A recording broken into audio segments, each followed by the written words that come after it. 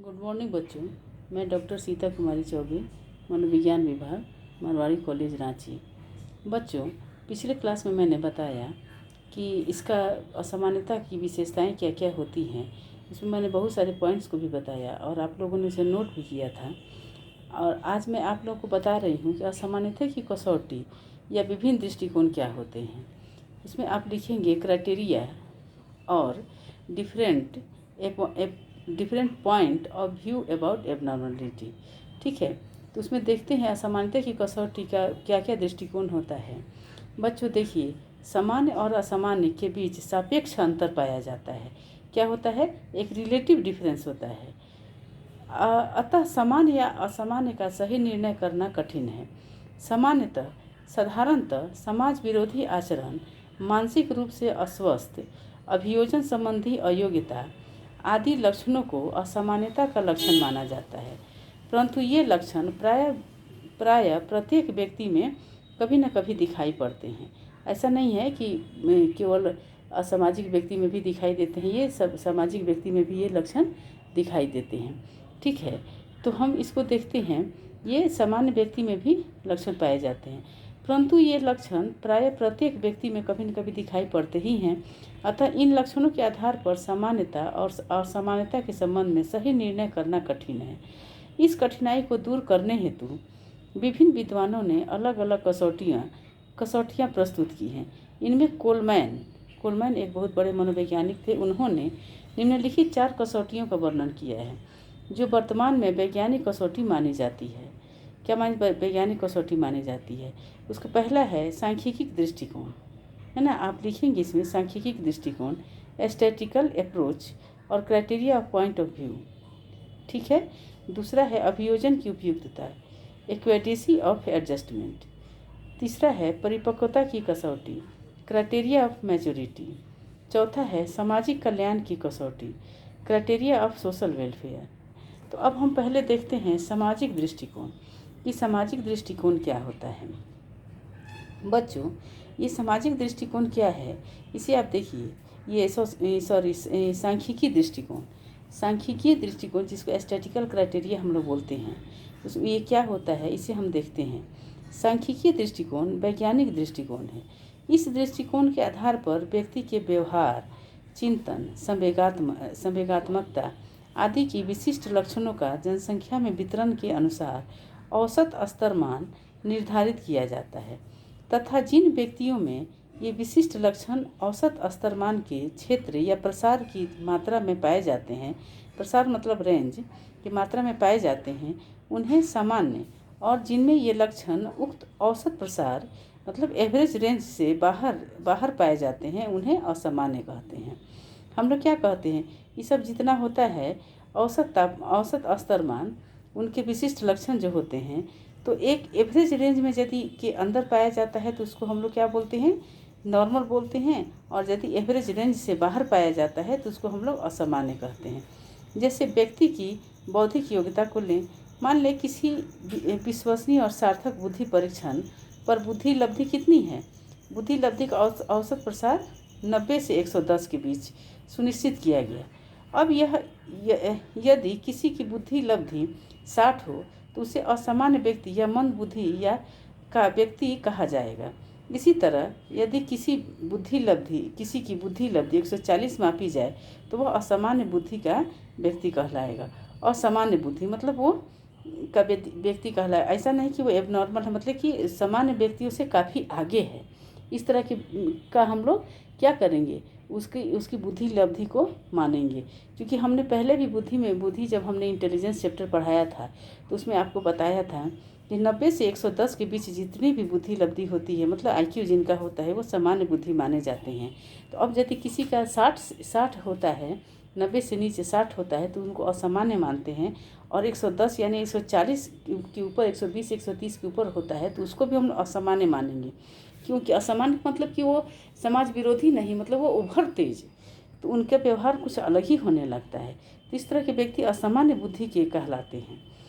अच्छा, अब देखते हैं इन दोनों प्रकार के असामान्य व्यक्तियों में अंतर केवल सामान्य से विचलन की दिशा का है, direction of deviation from normal का है।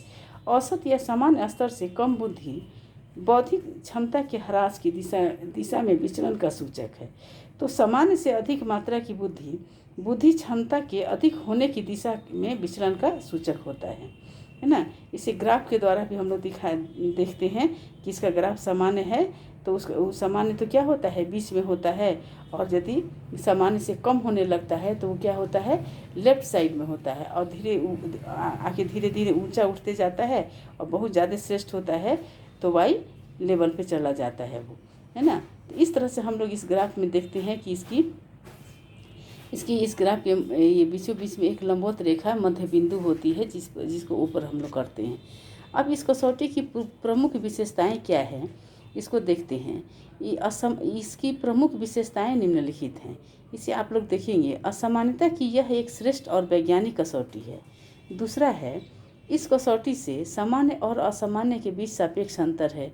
यह बात अच्छी तरह से स्पष्ट हो जाती है। ये क्या होता है, ये अच्छी तरह से इससे स्पष्ट होता है कि इसमें सामान्य और असामान्य के बीच सापेक्ष अंतर है। तीसरा है, इस कसौटी से प्राचीन भूत प्रेत संबंधी भ्रांतियाँ दूर हो जाती है। इसे क्या होता है, पहले प्राचीन काल में जो भूत प्रेत से संबंधित भ्रांतियाँ थी वो इससे क्या होती हैं, दूर हो जाती हैं। अच्छा, अब देखते हैं कि इसमें पहले हमने बताया था कि प्राचीन समय में कि भूत प्रेत के कसौटी को लोग बहुत ज़्यादा ही मान्यता देते थे, मानते थे कि इसी असामान्यता का कारण पैशाचिक विधि है या पैशाचिक कोई प्रकोप है या भूत प्रेत की साया है, इस तरह से माना जाता था, जिसके कारण लोग असामान्य व्यवहार करने लगते थे। ठीक है, अब इसके देखते हैं कि आखिर इस कसौटी की कुछ त्रुटियां तो होंगी, हर चीज़ का गुण और गुण होता है तो इसका भी होगा ज़रूर। तो इसकी हम लोग देखते हैं कि इस कसौटी की क्या क्या कुछ त्रुटियां हैं। इसकी त्रुटियां कुछ निम्नलिखित हैं। पहली त्रुटियां हैं, पहला है, यह कसौटी व्यक्ति की विशेषताओं या गुणों की माप पर आधारित है, किंतु व्यक्ति के कुछ गुण ऐसे होते हैं जिन्हें मापने के लिए उपयुक्त मापनी का अभाव है। अतः केवल इस कसौटी के आधार पर असामान्य व्यक्तियों की सही पहचान करने में कठिनाई होती है। इसे क्या है, इस कसौटी में सही व्यक्ति की पहचान करने में क्या होता है, कठिनाई होने लगता है। अब देखिए, दूसरी त्रुटि है इसकी, इस कसौटी के आधार पर व्यक्ति विशेष में किसी गुण का कम या अधिक होना, दोनों ही स्थितियां असामान्यता के सूचक हैं।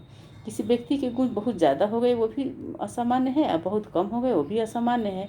तो ये दोनों क्या है, असामान्यता के सूचक हैं। पर यह सही नहीं है। किसी व्यक्ति में यदि कोई अच्छा या वांछित गुण अधिक मात्रा में विद्यमान हो तो वह समाज के लिए हितकर ही होगा।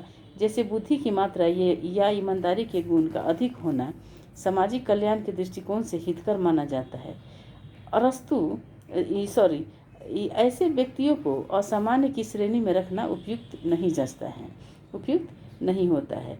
इसमें क्या होता है कि यदि कोई व्यक्ति अधिक ईमानदार है या उसकी बुद्धि बहुत अधिक है, अच्छी है, तो उसको हम लोग क्या करते हैं, उसको भी हम लोग असामान्य की श्रेणी में डाल देते हैं। तो लेकिन इस कसौटी के अनुसार, इस दृष्टिकोण के अनुसार ये इसका दृष्टिकोण इसे सही नहीं माना जाता है ना। क्योंकि यदि किसी की बुद्धि अच्छी है या कोई ज़्यादा ईमानदार है या बहुत ही अच्छे क्षेत्र में काम कर रहा है, बहुत अधिक तेज है, तो समाज के लिए हितकारी ही होता है, अहितकारी नहीं होता है। उससे समाज को लाभ ही होता है।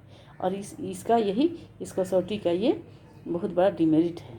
अब देखते हैं तीसरा, इस कसौटी द्वारा सामान्य और असामान्य में केवल मात्रात्मक अंतर ही स्पष्ट होता है, जबकि इनके बीच प्रकारात्मक अंतर भी पाया जाता है। क्या होता है, इसमें प्रकार का भी अंतर होता है, लेकिन इस कसौटी के अंदर सिर्फ मात्रा का अंतर पाया जाता है। अच्छा, अब अतः स्पष्ट है, असामान्यता का यह दृष्टिकोण वैज्ञानिक होते हुए भी पूर्ण सही नहीं है। अब इसमें क्या हो गया, यह वैज्ञानिक होते हुए भी पूर्ण तरह से सही नहीं माना गया, है ना। तो इस तरह से हम लोग देखते हैं कि इस कसौटी में किस किस तरह की बातें सामने आई कि ये बहुत ही अधिक ढंग से ये वैज्ञानिक कसौटी तो ज़रूर रहा, लेकिन इसमें क्या हुआ, कुछ वैज्ञानिकता इतनी अधिक बढ़ी जिससे कि हम लोग क्या किए कि उसमें हम बहुत अधिक वैज्ञानिक होने के कारण व्यक्ति का मात्रात्मक गुण क्या होने लगा, बहुत अधिक होने लगा या कम होने लगा। तो उसको हम लोग असमानता की कैटेगरी में डाल दिए, जो कि इस कसौटी का सबसे बड़ा डिमेरिट रहा, इसकी त्रुटि रही। और ये वैज्ञानिक होते हुए भी क्या हो गया कि ये बहुत अच्छी तरह से इसको ये प्रभावित नहीं हो पाया ये दृष्टिकोण, और ये पूर्ण रूप से सही नहीं हो पाया, मतलब कंप्लीट नहीं हो पाया। तो इसकी और ये समाज में है, वैज्ञानिक दृष्टि से तो है ही, सांख्यिकी है, इसी के अनुसार हम लोग अपने इसके ग्राफ को बनाते हैं। बच्चों मैं दूसरा टॉपिक्स नेक्स्ट वीडियो में मैं आपको बताऊंगी। ये जो दृष्टिकोण है, इसमें 4 दृष्टिकोण है। अभी हमने आपको सांख्यिकीय दृष्टिकोण के बारे में बताया है।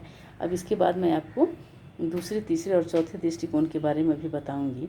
आज का क्लास यहीं तक। धन्यवाद।